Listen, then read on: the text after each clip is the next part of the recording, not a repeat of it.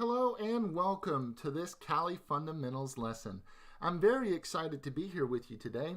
And so we just got done working in the terminal and doing some things of that nature, and now we're really going to focus on the file system. So you may have been asking yourself, how do I better understand the file system? How do I know where things are at? What do I need to understand? Well, the good news is in this lesson, we're going to give you a high-level understanding of the file system, not just with Kali, but any Linux distribution that you're working with, and then a high-level understanding of permissions. And so to get us started, let's touch on that color coding we discussed in the previous lesson. Now, there are a few other colors as well as these, but these are the ones we wanted to touch on with respect to this particular lesson. And so remember blue when we were looking at the desktop folder and things of that nature in our root directory? Well, that represents a directory. So if you see blue and this color similar, that's a directory. Green is going to be executable or recognized data files. Sky blue is symbolic link files. Yellow with a black background is going to be devices. Pink is graphic images. Red is going to be archives, zips, things of that nature. And red with a black background is going to be broken links and things of that nature. So very easy there to kind of get into, and as you work more with the file system and through the distributions, Linux or otherwise, you're going to see these colors a lot. Now, let's jump into the file system. So the Linux file system follows the File System Hierarchy Standard, or FHS, and in Kali's case, this is no exception. So here are a few key directories we want to touch on, and we'll look at a high-level overview of this in a moment. So bin is where you're going to see basic programs. And so as you can see here, we did a pwd and an ls of that bin folder or directory. And it's got things like ls and mkdir. And essentially when we were running those commands, it's looking here for the directions on how that works. And so that's got basic programs and things of that nature in bin. And then root is where we had our desktop folder and where we'll have the basic kind of images or anything that we save under our root account. It's going to be here in our personal files in that root directory. MNT is a temporary mount point directory, so if we mount any media or anything of that nature, it's going to be showing up here. Etsy is configuration files and things of that nature. As you can see here with Etsy ls, what we found was like Iceweasel and some other config files and profile information and whatnot is going to be located in that Etsy directory. And then dev down here, we've got devices and device files essentially that are going to be in this directory. Now, a high-level overview of how the file system looks is represented here. So we started off in this root directory previously, and then when we did that cd ... command, it brings us here. And from here, we were able to see all of these different points in the system, and then we can navigate down and drill down into each of those.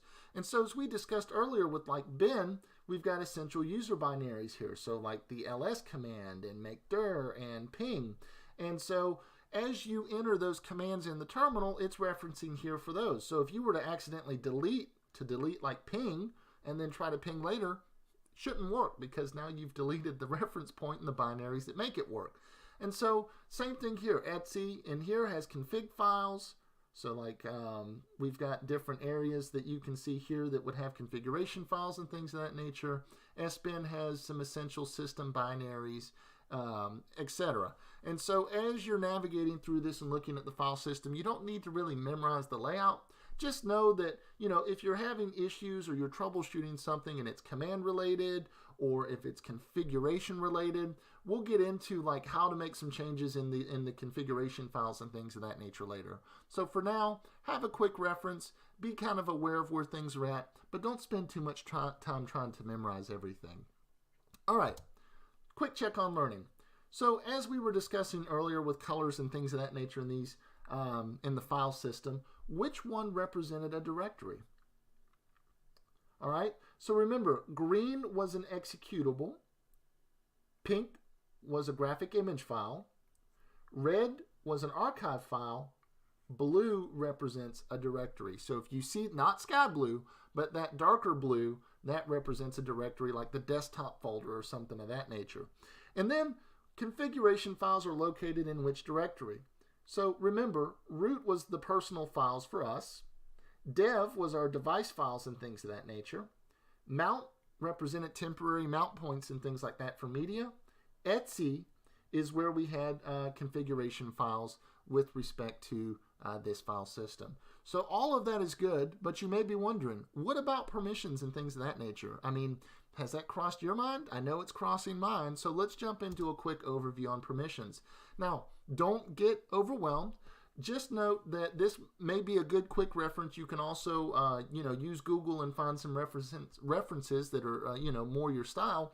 But looking below here, we did a quick ls dash, nope, see, I did a cap there. That's not right. We can't do capitals, LA. And what that does is it provides this output in the directory. Now, when you're thinking of permissions, you've got 0 to 7 here. And each of these numbers gets higher and higher as the level of permissions as we go through here. So when we get to number 7, that gives us read, write, and execute permission.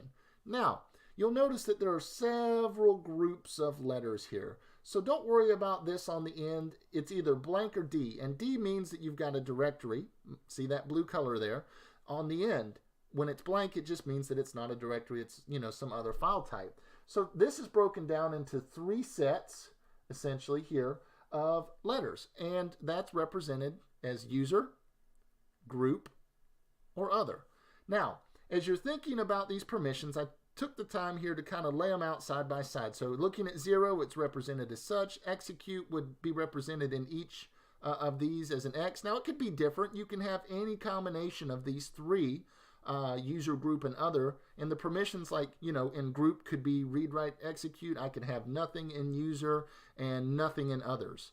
And so I can have a combination of any of these read, write, and execute. So when we're looking here at this particular at deny, that means that there is read and write on the owner, so R and W, and then we've got just read on the group and nothing on other.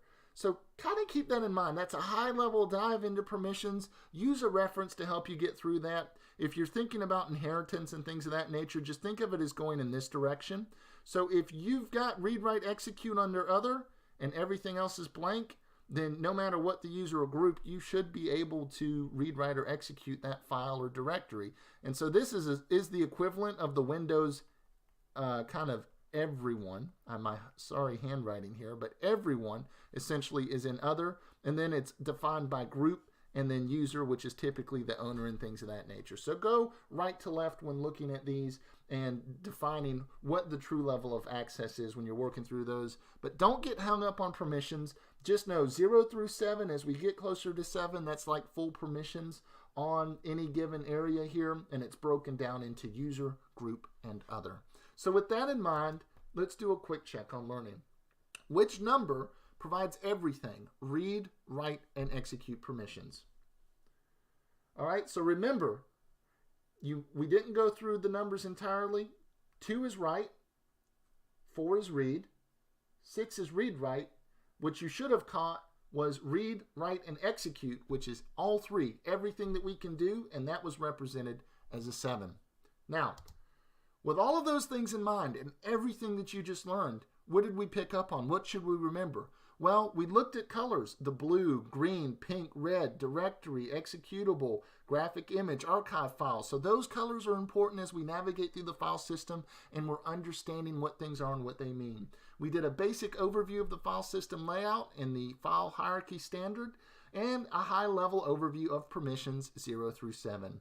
So I want to thank you for your time again today. We've learned so much together, and I look forward to seeing you again soon.